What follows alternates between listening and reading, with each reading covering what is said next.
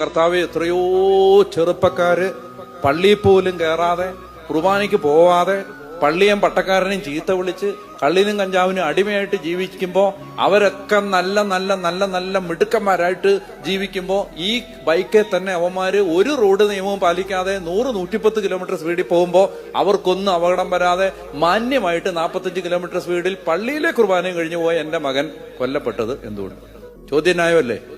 കഥ പറയാണ്, നിങ്ങൾ ചിന്തിക്കുന്ന പോലല്ല ഞാൻ ചിന്തിക്കും, നിങ്ങളുടെ ചിന്ത പോലല്ല എന്റെ ചിന്ത. അങ്ങനെയാണെങ്കിൽ ദൈവത്തിന്റെ ചിന്ത എന്താ? പരിശുദ്ധാത്മാവിന്റെ ആഗ്രഹം എന്താ?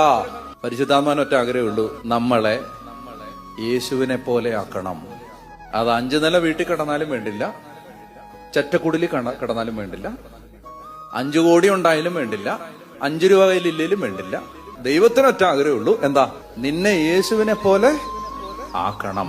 അപ്പൊ ദൈവാത്മാവിനാൽ നയിക്കപ്പെടുന്നവരെല്ലാം ദൈവത്തിന്റെ പുത്രന്മാരാണെന്ന് പറഞ്ഞാൽ ദൈവാത്മാവ് നയിക്കുന്നത് എന്തിലേക്കാണ്? യേശുവിനെ പോലാവുക.